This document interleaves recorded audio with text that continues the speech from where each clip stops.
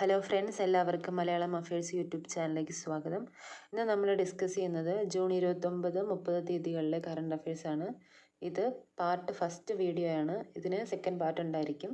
ഈ വീഡിയോയിൽ നമ്മൾ പ്രധാനമായിട്ടും കേരളവുമായി ബന്ധപ്പെട്ട കറണ്ട് അഫയേഴ്സാണ് ഡിസ്കസ് ചെയ്യുന്നത്.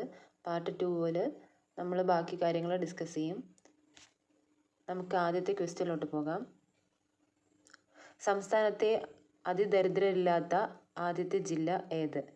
Option A Kottayam, option B Kozhikode, option C Thrissur, option D Kollam. ഇതിൻ്റെ കറക്റ്റ് ആൻസർ എന്ന് പറയുന്നത് ഓപ്ഷൻ എ കോട്ടയമാണ്. നമുക്ക് ഡീറ്റെയിൽസ് ഒന്ന് മനസ്സിലാക്കാം. അപ്പോൾ കോട്ടയം ജില്ലയാണ് കേരളത്തിന് അഭിമാനകരമായ ഇങ്ങനെ ഒരു നേട്ടം നേടിയത്. അപ്പോൾ കേരളത്തിൽ അതിദരിദ്രരില്ലാത്ത ജില്ലയായിട്ട് പ്രഖ്യാപിച്ചത് കോട്ടയത്തെയാണ്. കുടുംബശ്രീ മുഖേനയാണ് ഈ പദ്ധതി നടപ്പിലാക്കിയത്. 2022 പോവർട്ടി അസസ്മെൻറ്റ് നടത്തിയ ആദ്യത്തെ ജില്ല കൂടിയാണ് കോട്ടയം. ഇത്രയും കാര്യങ്ങൾ മനസ്സിലാക്കി വയ്ക്കുക. ഇത് ഇമ്പോർട്ടൻറ്റ് ക്വസ്റ്റ്യൻ ആണ്. വരുന്ന PSC പരീക്ഷകൾക്ക് ഇത് ചോദിക്കാം. അടുത്ത ക്വസ്റ്റ്യൻ, സംസ്ഥാനത്തെ ആദ്യത്തെ സമ്പൂർണ്ണ തെരുവിളക്ക് panchayat. Option A Paralam, option B Edamalakudy, option C Kollam, option D Mylapra. ഇതിൻ്റെ കറക്റ്റ് ആൻസർ എന്ന് പറയുന്നത് ഓപ്ഷൻ എ പാറളം ആണ്. പാറളം എന്ന് പറയുന്നത് തൃശ്ശൂർ ജില്ലയിലുള്ള ഒരു സ്ഥലമാണ് കേട്ടോ. കറക്റ്റ് പ്രൊനൗൺസിയേഷൻ ആണോന്ന് അറിയില്ല. ഇതാണെന്നാണ് എൻ്റെ ഒരു വിശ്വാസം. അല്ലെങ്കിൽ കമൻറ്റ് ബോക്സിൽ കമൻറ്റ് ചെയ്യുക. നമുക്ക് ഇടമലക്കുടിയെക്കുറിച്ചൊന്ന് മനസ്സിലാക്കാം. ഇടമലക്കുടി എന്ന് പറയുന്നത് കേരളത്തിലെ ആദ്യത്തെ ആദിവാസി പഞ്ചായത്താണ്. അതിനുശേഷം അത് സ്മാർട്ട് പഞ്ചായത്തായിട്ട് മാറിയിട്ടുണ്ടായിരുന്നു. അപ്പോൾ കേരളത്തിലെ ആദ്യത്തെ ആദിവാസി പഞ്ചായത്തായിട്ട് റെക്കഗ്നൈസ് ചെയ്തത് ഇടമലക്കുടിയാണ്. അപ്പോൾ പാറളം തൃശ്ശൂർ ജില്ലയിലാണ്.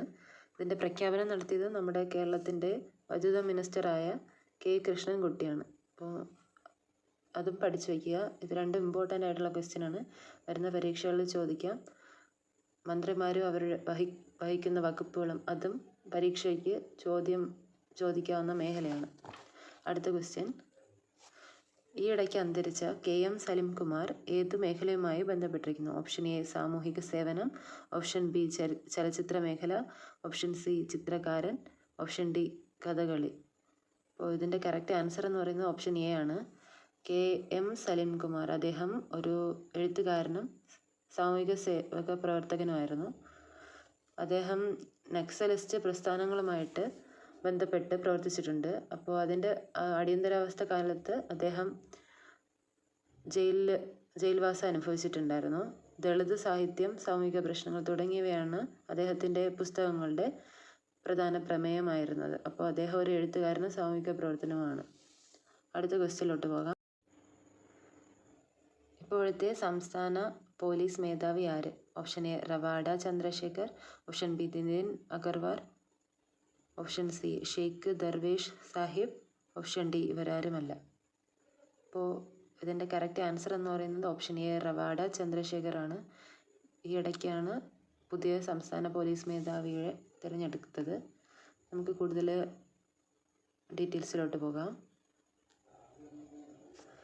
അദ്ദേഹം 1991 ബാച്ച് IPS ഉദ്യോഗസ്ഥനാണ്. ആന്ധ്രാപ്രദേശുകാരനാണ് അദ്ദേഹം. ഇപ്പോൾ അദ്ദേഹം കേന്ദ്ര ഇൻ്റലിജൻസ് ബ്യൂറോയിലെ സ്പെഷ്യൽ ഡയറക്ടറായിട്ടാണ് വർക്ക് ചെയ്യുന്നത്. കേരളത്തിൻ്റെ 41ാമത്തെ സ്റ്റേറ്റ് പോലീസ് ചീഫാണ് അദ്ദേഹം.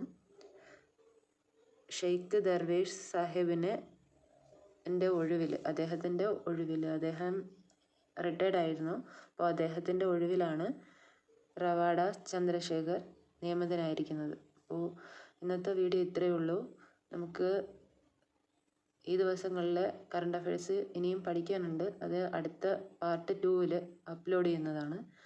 വീഡിയോ കണ്ടതിന് എല്ലാവർക്കും നന്ദി. അടുത്ത വീഡിയോയിൽ കാണാം.